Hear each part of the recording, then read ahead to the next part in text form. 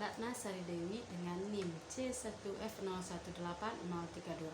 Kita akan masuk kepada materi selanjutnya, yaitu tentang akad musyarakah. Selanjutnya kita akan masuk pada pembahasan.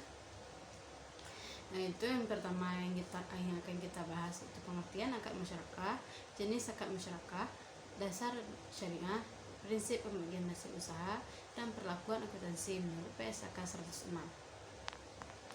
Pengertian akad musyarakah yaitu secara bahasa musyarakah berasal dari kata al-syirkah yang berarti pencampuran atau persekutuan dua hal atau lebih, sehingga antara masing-masing sulit dibedakan, seperti persekutuan hak milik atau perserikatan usaha.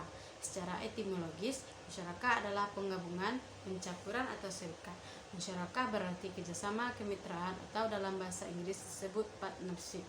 Musyarakah adalah akad kerjasama yang terjadi di antara para pemilik modal untuk menggabungkan modal dan melakukan usaha secara bersama dalam suatu kemitraan dengan nisbah pembagian hasil sesuai dengan kesepakatan. Sedangkan kerugian ditanggung secara proporsional sesuai dengan kontribusi modal. Jenis akad yang pertama, akad al-amlak, syirkah al-amlak, yaitu syirkah milik adalah ibarat dua orang atau lebih yang memilikan suatu benda kepada yang lain tanpa ada akad syirkah. Dalam akad syirkah al-amlak terbagi dua dalam bentuk. Yang pertama, syirkah al-jabar, yaitu berkumpulnya dua orang atau lebih dalam pemilikan suatu benda secara paksa. Yang kedua, syirkah ikhtiyariyah, yaitu suatu bentuk kepemilikan bersama yang timbul karena perbuatan orang-orang yang berserikat. Jenis akad musyarakah yang kedua yaitu syirkah al-uqud, yaitu dapat dianggap sebagai kemitraan yang sesungguhnya karena para pihak yang bersangkutan secara sukarela berkeinginan untuk membuat suatu perjanjian investasi bersama dan berbagi untuk risiko.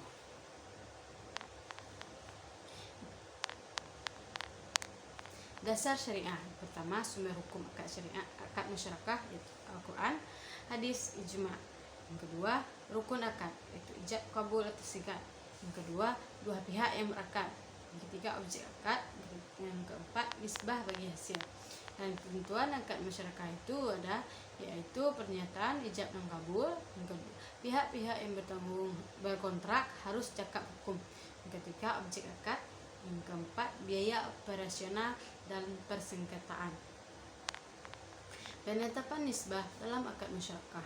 Yang pertama, pembagian keuntungan proporsional sesuai dengan modal. Dengan cara ini, keuntungan yang harus dibagi di antara para mitra secara proporsional sesuai modal yang disetorkan, tanpa memandang apakah suatu jumlah pekerjaan yang dilaksanakan oleh para mitra sama ataupun tidak sama. Yang kedua, pembagian keuntungan tidak proporsional dengan modal. Dengan cara ini, dalam penentuan nisbah yang dipertimbangkan bukan hanya modal yang disetorkan, tapi juga tanggung jawab, pengalaman, kompetensi, atau waktu kerja yang panjang. Perlakuan akuntansi menurut PSAK 106. Akuntansi untuk mitra pasif, yaitu pada saat akad, yaitu pembagiannya investasi musyarakah diakui pada saat penyerahan kas atau aset non-kas untuk usaha musyarakah. Yang kedua, pengukuran investasi musyarakah. Dan selama akad, bagian mitra aktif atas investasi musyarakah dengan pengembalian dana mitra pasif di akhir akad. Yang kedua, bagian mitra aktif atas investasi musyarakah menurun dinilai sebesar jumlah akad atau nilai wajar aset non-kas di akhir akad. Pada saat di akhir akad, investasi musyarakah yang belum dikembalikan kepada mitra pasif diakui sebagai kewajiban. Dan yang terakhir, pengakuan hasil usaha. Untuk akuntansi mitra pasif, pada saat akad, investasi musyarakah diakui pada saat pembayaran kas atau penyerahan aset non-kas kepada mitra aktif. Yang kedua, pengukuran investasi musyarakah. Yang ketiga, investasi musyarakah non-kas yang diukur dengan nilai wajar aset.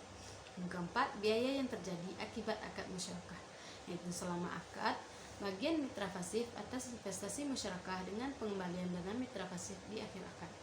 Yang kedua, bagian mitra pasif atas investasi musyarakah menurun dinilai sebesar jumlah kas yang dibayarkan untuk usaha musyarakah.